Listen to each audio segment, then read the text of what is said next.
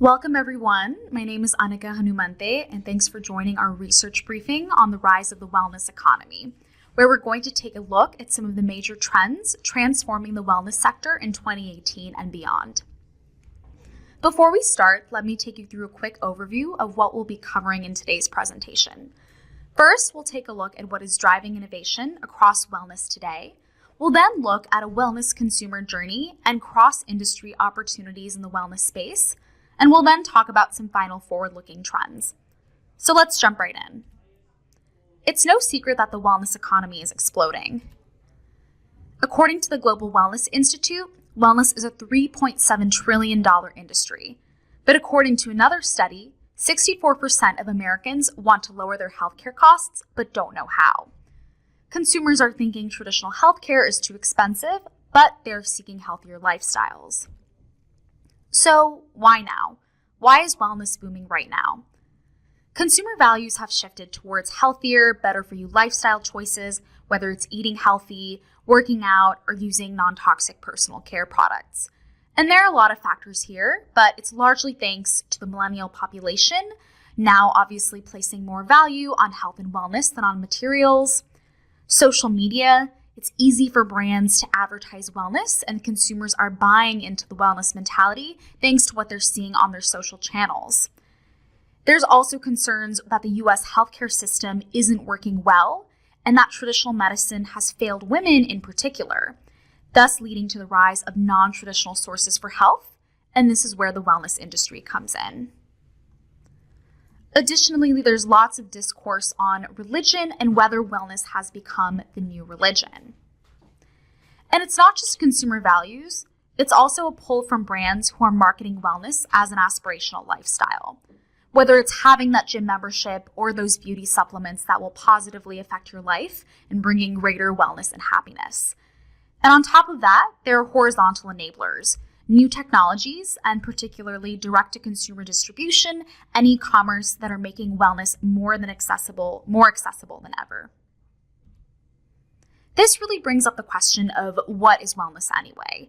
There's a great New York Times article circling around the internet on Gwyneth Paltrow's lifestyle brand Goop, but it really sheds light on the larger wellness industry and the wellness industrial complex. And this quote by the author was quite great, tongue-in-cheek, really, on how massive the wellness industry has become and how it's invaded every part of our society. The wellness industry is steeped in controversy, Goop being the biggest example here. The company has seen a lot of media attention for promoting products or wellness tips that doctors and others in the medical field have questioned. The question is whether solutions created by these wellness brands actually work. Do they do what they promise to do? And also some of it is that a lot of these brands aren't promising a tangible, quantifiable outcome. It's more about consumers feeling better.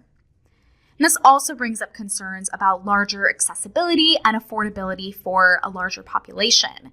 Many of the wellness products and services that we're going to cover in today's presentation are positioned as premium offerings and are therefore not available to the larger population.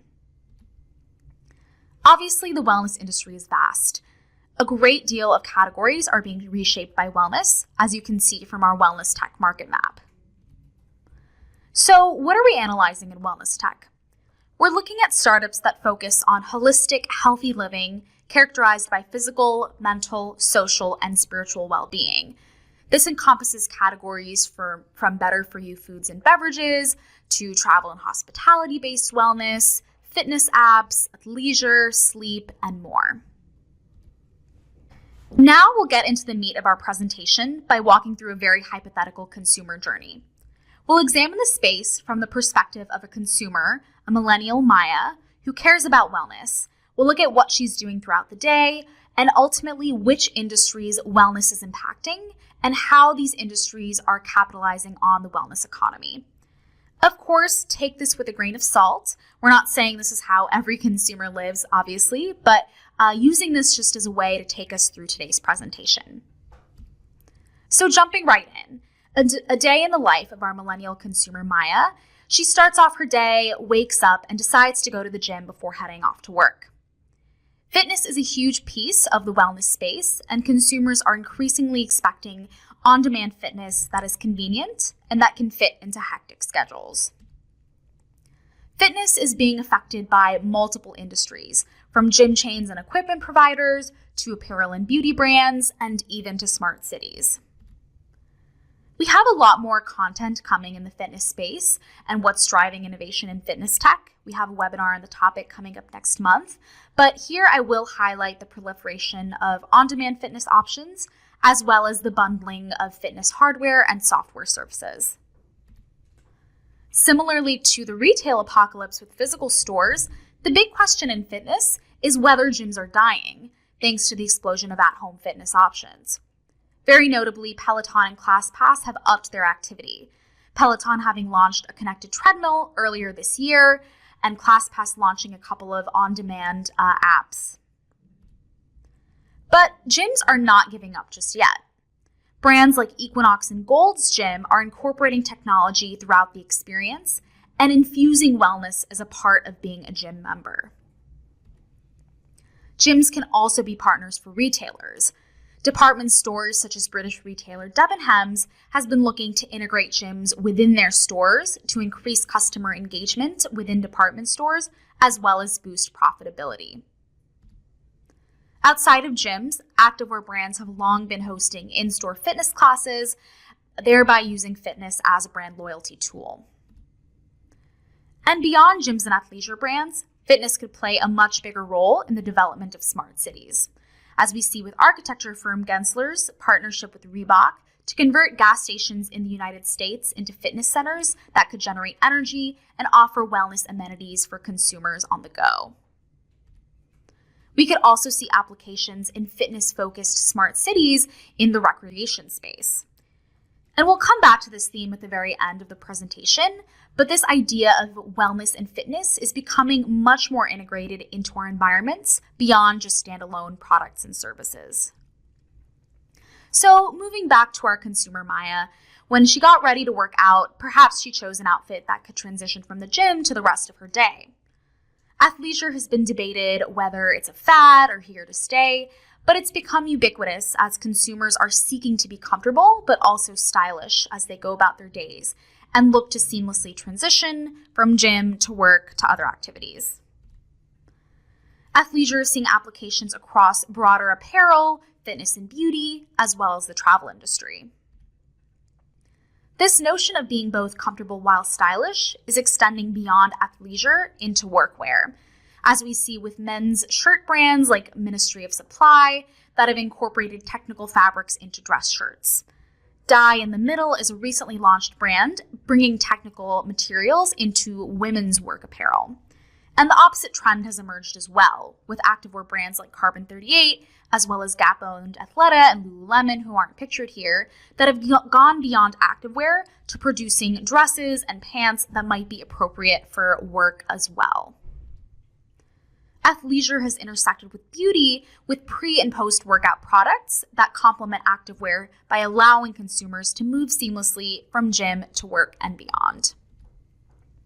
Now looking at the travel industry, activewear rental partnerships like the one seen here between Weston and New Balance create convenience for travelers who are able to pack light but still having access to workout apparel on the go. Though this isn't a new partnership and such programs are being offered in hotels, airports and airlines are beginning to offer similar services. The main point here is that for hotels, such programs help boost their brand loyalty to keep consumers coming back. And this could also help them better compete with Airbnb or other rental programs to offer differentiated amenities and services. So Maya has left the gym. It's time to find something to eat after her workout, which is where active nutrition comes in. Increasingly, consumers are looking for healthier pre- and post-workout fuel. Traditional sports nutrition products may not be advertised towards the average fitness consumer or a non-athlete. And now there's more of a shift from looking and being super fit to more so feeling good. Next-gen active nutrition brands are seeing new distribution opportunities in gym chains and other retail outlets. Vitamin retailers, for example, have been struggling due to the retail apocalypse. Vitamin World declared bankruptcy last year. Vitamin Shop recently launched a vendor incubation program called Launchpad, seen here, this past July, to look for emerging vitamin and supplement brands for Vitamin Shop customers. So we see that vitamin retailers are looking to adapt by appealing to customers with more modern-day brands, and they're looking to stay on top of consumer preferences. Speaking of consumer preferences, plant-based protein isn't a new trend, but startups are using colorful packaging, inclusive branding, and direct-to-consumer distribution to offer clean protein blends for athletes and fitness enthusiasts alike. Aloha, for example, which produces plant-based protein powders, protein bars, and more, is a notable player in the space, along with up-and-coming brands like Revere and Aprez, seen here. With all these new brands and consumers being more mobile than ever, new distribution channels are making active nutrition products accessible and convenient for on-the-go consumption. Brands like UK-based Nutrivend, which provides sports nutrition vending machines to fitness centers and gyms across the UK, are aiming to meet consumers where they are most likely to seek active nutrition products, in their gyms or fitness studios before or after a workout. Next-gen convenience stores are also focused on offering healthier products. Though small, some of these new better-for-you convenience stores, like the Goods Mart and Choice Market, are seeking to create tech-enabled convenience stores with healthier products, and this could include active nutrition down the line. And as wellness invades non-traditional outlets, sports nutrition brands, along with others we discussed today, could consider partnering with brands such as co-working spaces, travel and hospitality brands, and others to distribute wellness-focused products and services. So, after eating, it's time for Maya to get ready for work. She may reach for her personal care beauty products that perhaps are natural, organic, vegan, or cruelty-free. Better for you, non-toxic personal care products are fitting into the wellness space as part of making healthier lifestyle choices. Beauty in particular is an industry that's booming. It's actually the largest market in the wellness space, according to the Global Wellness Institute, and there are lots of cross-industry opportunities. The beauty-fitness overlap is particularly prominent in Equinox's partnership with Glossier, allowing Equinox gym members to try on Glossier products after the launch of a new group fitness class. Here, both are brands with a similar ethos in terms of aspirational lifestyle, which lends itself to natural collaborations. After working out, you're getting ready anyway, so you might as well be able to sample beauty brands to get ready after your workout. And this quote at the top really illuminates the evolution of a wellness consumer and the idea of floating from healthy foods and beverages to natural beauty products to fitness. So it's very fluid and useful to think of how brands can collaborate on new wellness-focused products and experiences based on the wellness consumer journey. Thinking about aspirational lifestyle collaborations, premium experiences are definitely being emphasized in inner beauty, along with other categories. Packaging, marketing, and light personalization are helping brands position their products as more luxurious and premium. Inner beauty and premium products in particular have been featured in the rise of wellness shops, which apparel retailers have pursued in order to revitalize their brands as a whole. Urban Outfitters, Anthropologie, and Free People are under the same parent company, as you see here, but beauty, wellness, and fashion are complementary product offerings, and bundling those can help brands boost their bottom line. We're seeing the same trend spreading to other areas like home goods companies who are looking to wellness for new growth areas. Now, after finishing her morning routine, Maya is at work and is able to access a workplace that encourages wellness. Consumers are seeking healthier work environments, and employers obviously want healthy employees.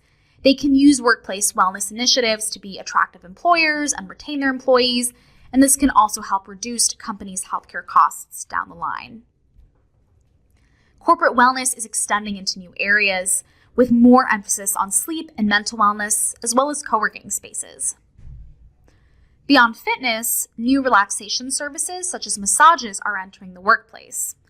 Soothe, for example, has raised $78 million for on-demand massages and has a corporate wellness program. Co-working spaces such as WeWork have jumped into the wellness trend with last year's launch of Rise by We, which is advertising itself as a wellness club, going beyond just a regular gym to offer more wellness-focused amenities and focus on community for members. Wellness communities are also being emphasized in female-focused co-working spaces. Two notable players seen here are the Wing and the Riveter. WeWork actually invested in the Wing Series B round last November.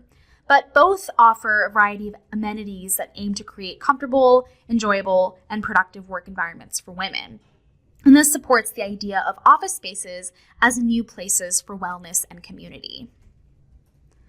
We're seeing wellness being optimized in new co-working formats with companies like Breather, which offers on-demand private rooms accessible through its app. Similarly, Room just raised $2 million for individual phone booths that can fit into office spaces.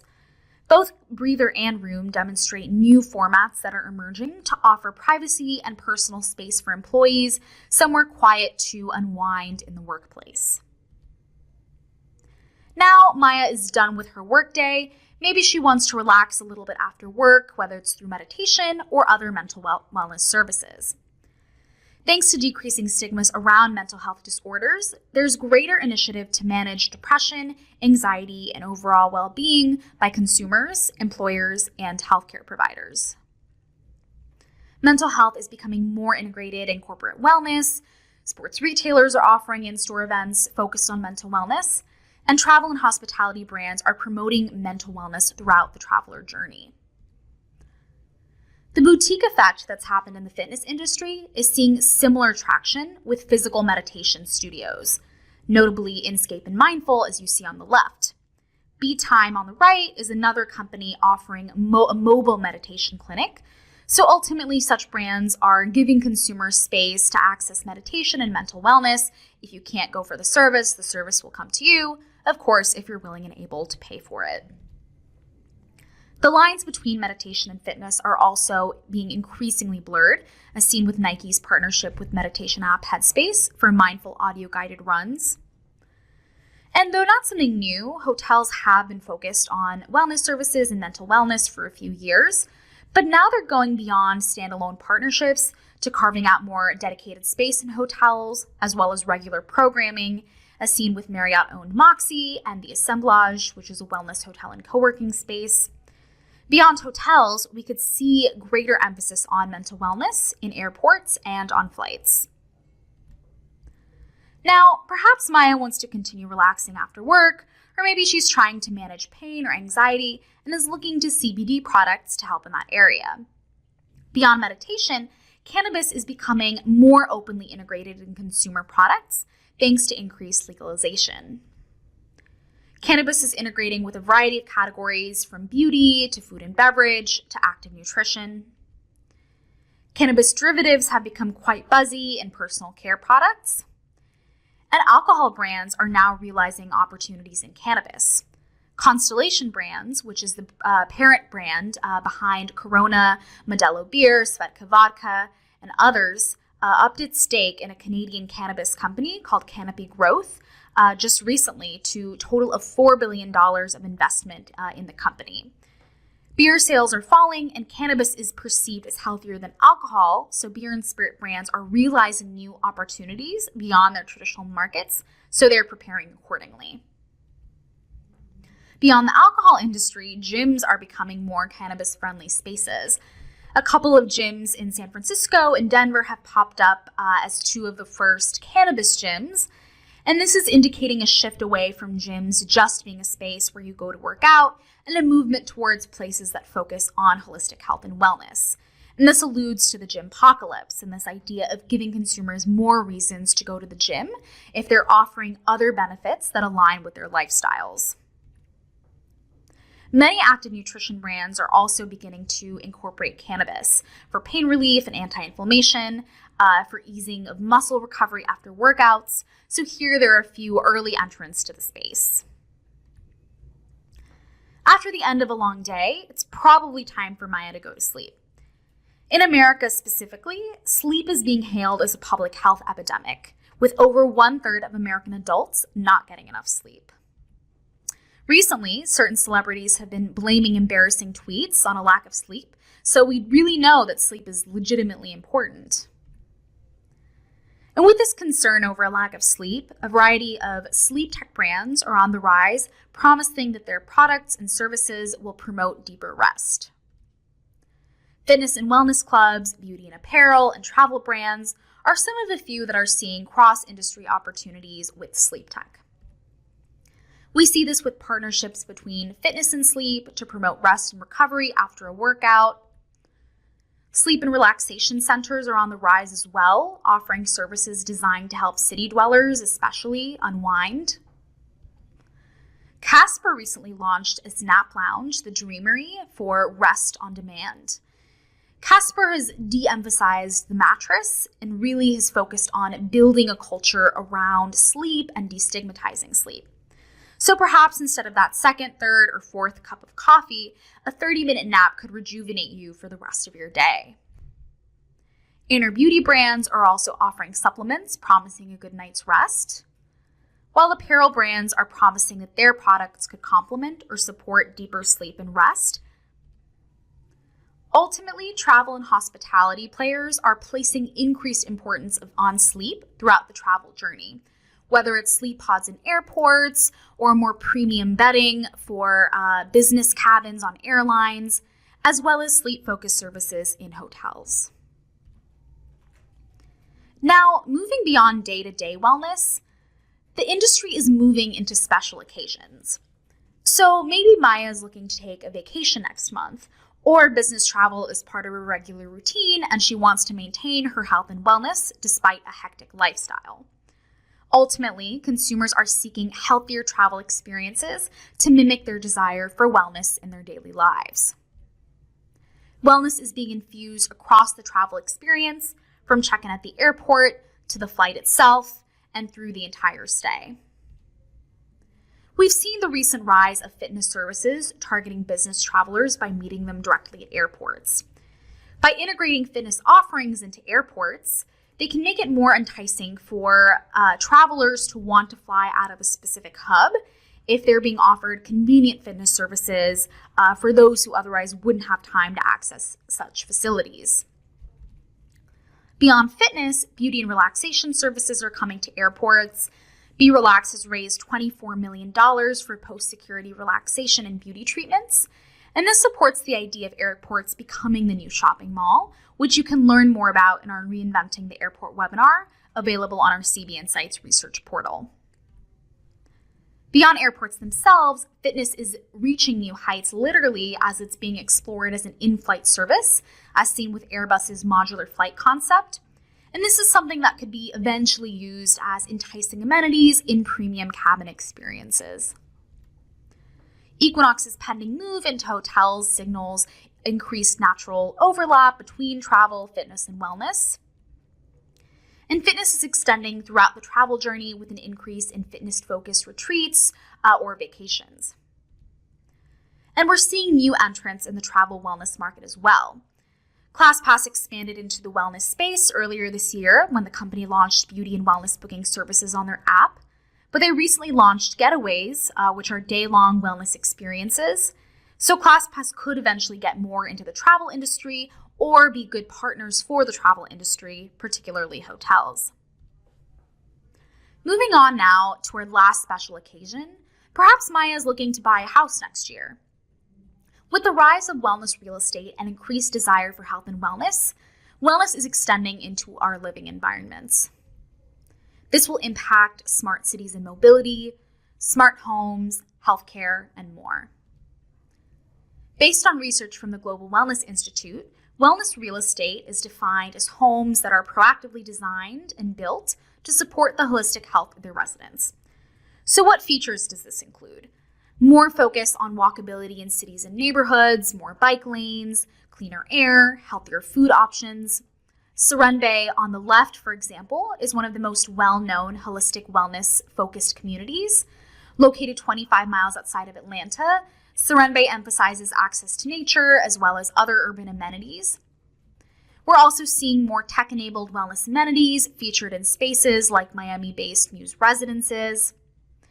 And ultimately, wellness real estate brands could serve as great partners for retailers or food companies, among many of the other sectors we've touched on today. But the wellness real estate trend is going beyond some of these more lavish offerings geared towards the wealthy. New York, for example, houses a few mixed income communities where health-focused features can be integrated into affordable housing. Startups like Lively, which has raised $4.6 million, offers a shared living management platform that connects renters with other like-minded people, and this ultimately aims to be a more affordable option for renters. Beyond just residential real estate, there are initiatives to revamp our larger city environments, as seen with Google's Sidewalk Labs, which is focused on the future of cities. Sidewalk Labs has backed a variety of urban health and wellness startups, showing a future of cities that will be focused on integrating health and wellness features into our built environments. So, what's ahead for the wellness industry? Beyond standalone products and services, the future of wellness is shifting towards healthy lifestyles on a macro level. Wellness will impact every industry and continue to shape our communities and environments. And really, this is every industry beyond what's fairly commonly discussed, beyond fitness, athleisure, and some of these other segments. But as we've already talked about today, the conversation is extending to other areas such as retail, urban design, smart cities, mobility, energy, healthcare, and much more. On the marketing side, we're seeing a shift from aspirational lifestyle marketing to more authenticity and brands really telling consumers it's okay to be themselves. Victoria's Secret is a good contrast here. The brand has been criticized for sticking to their idea of aspirational lifestyle and telling consumers to look a certain way that's unattainable for most of the population. We're seeing brands like SoulCycle, for example, launch a branding campaign earlier this year, telling consumers to forget about their resolutions and indulge on areas that make them happy, instead of telling them to cut things out of their life, like losing weight or dieting. And Outdoor Voices is a brand that's been doing this quite a bit with their motto of doing things and really focusing on meeting consumers where they are to try new activities without pressure or judgment. We're also seeing this authenticity-based marketing in many feminine care and sexual wellness brands, thanks to more efforts to really destigmatize taboo topics. And finally, big tech is also pushing into the wellness space, whether through Facebook and Instagram's work to combat digital addiction, or Amazon Alexa and Apple Health focusing more on health and wellness. Definitely, big tech's deeper push into wellness will be pivotal for the industry and something to watch. Finally, we highlight takeaways on how wellness can impact your bottom line. Industry lines are getting increasingly blurred, which is giving brands opportunities to push into new categories and launch meaningful wellness products and services for consumers. We highlighted many cross-industry partnerships throughout today's presentation, but brands in all sectors can explore these opportunities. There's a greater focus on authenticity in wellness marketing and a shift away from aspirational lifestyle marketing. There's also an opportunity to consider how to make your wellness products and services more accessible and affordable for a larger population. And of course, make sure to keep an eye on what big tech players are doing in the wellness space. That's everything we have for today. Thanks for your time, and we'll open up the webinar for some questions.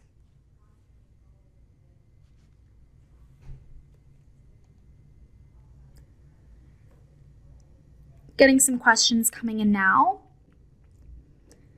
What's Google's goal in getting into the wellness space? So Google just recently launched or announced that they were launching an AI assistant for health and wellness called Google Coach. And this is something that other companies have done, AI assistants for fitness and wellness brands with wearables like Move or V are a couple of brands that come to mind. But this is something that's expected to complement Google's smartwatch that it's supposed to release this year. And this would definitely help Google compete more with Apple Watch and really take on the wearables market.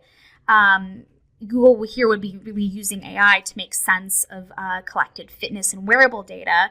And this is most likely something they'll obviously be able to monetize, which could raise privacy concerns depending on what specific data that they're tackling or tracking. Okay. Oh, this is a great question. Is this mainly millennials, or are all ages moving into this trend?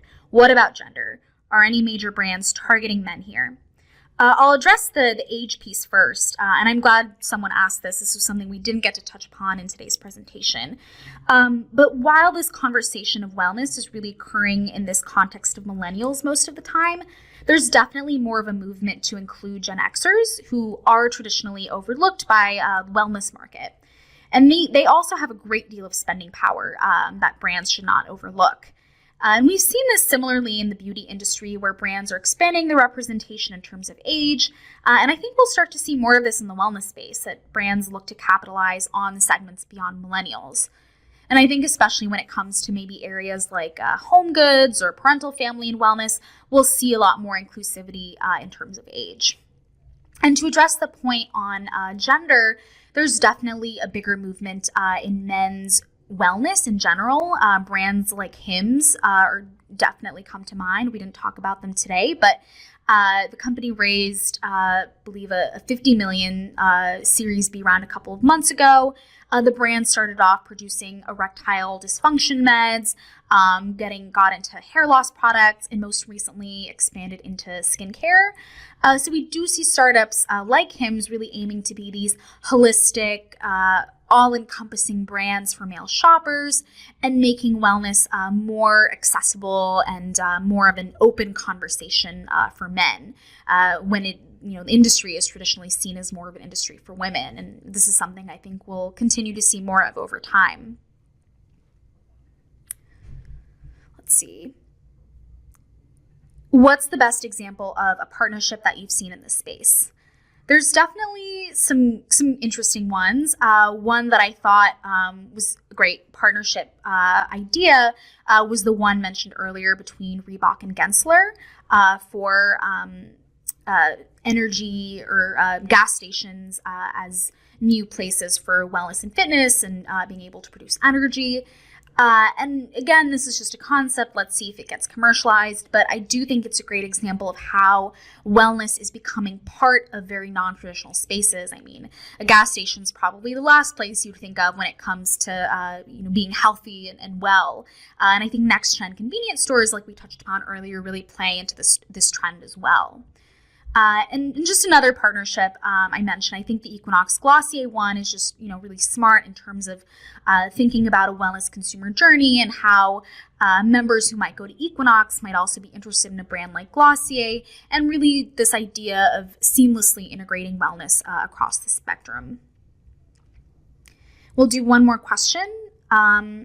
What's the single most important trend the travel industry should focus on? We talked about travel a lot today, but I would say the airport as the new shopping mall, as indicated by fitness services coming to airports and relaxation and beauty services as well. Nobody really enjoys going to the airport and waiting through TSA and getting out on the other end and not having anything to do for a few hours. So there's definitely a lot of opportunity to make airports spaces for entertainment, for retail, and of course, as discussed today, relaxation and wellness.